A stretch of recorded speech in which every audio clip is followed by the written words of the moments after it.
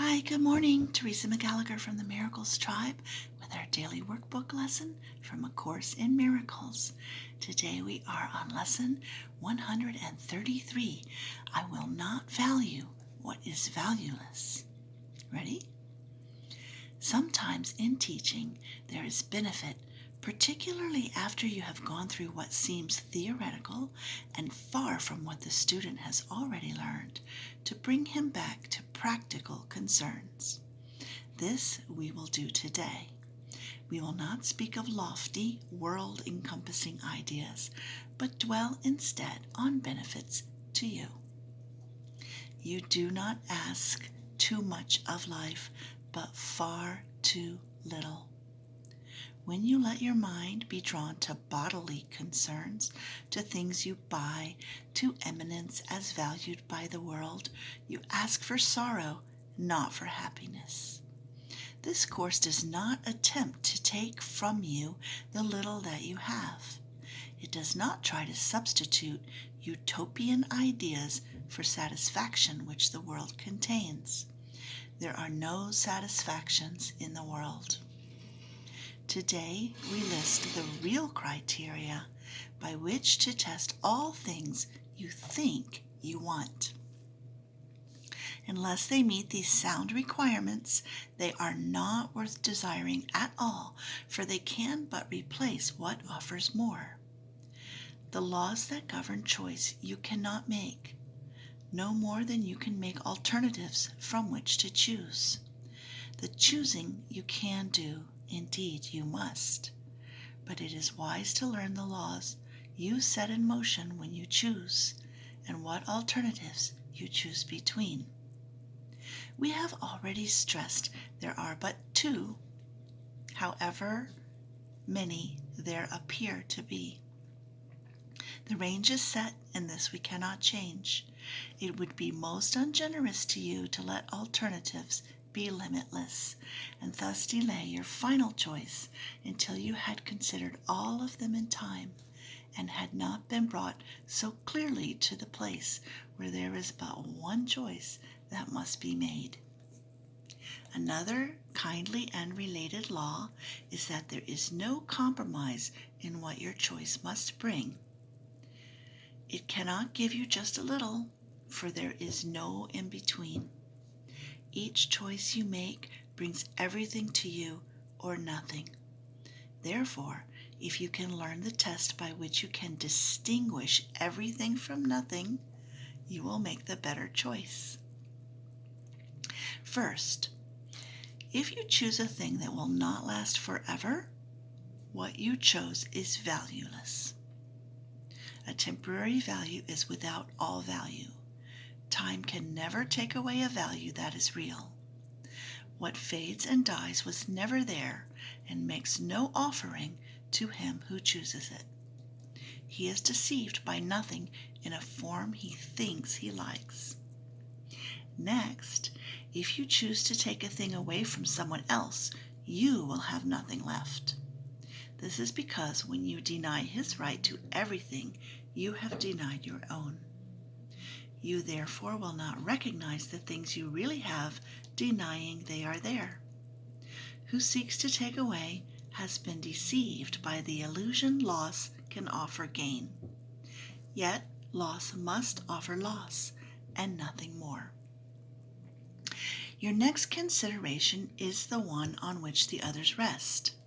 Why is the choice you make of value to you? What attracts your mind to it?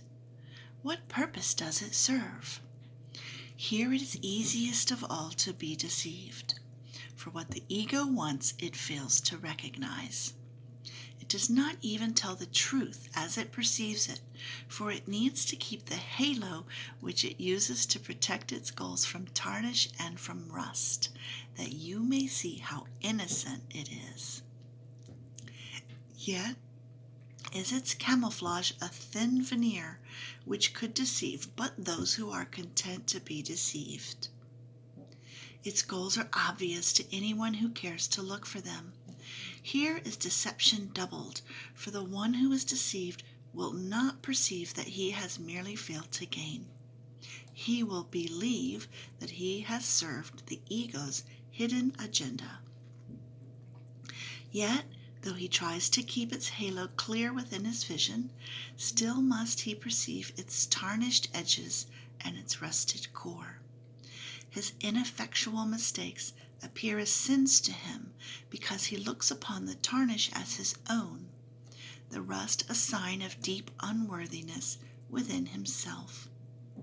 He who would still preserve the ego's goals and serve them as his own makes no mistakes according to the dictates of his guide. This guidance teaches it is error to believe that sins are but mistakes. For who would suffer for his sins if this were so? And so we come to the criterion for choice that is the hardest to believe because its obviousness is overlaid with many levels of obscurity. If you feel any guilt about your choice, you have allowed the ego's goals to come between the real alternatives. And thus you do not realize there are but two, and the alternative you think you chose seems fearful and too dangerous to be the nothingness it actually is. All things are valuable or valueless, worthy or not of being sought at all, entirely desirable or not worth the slightest effort to obtain.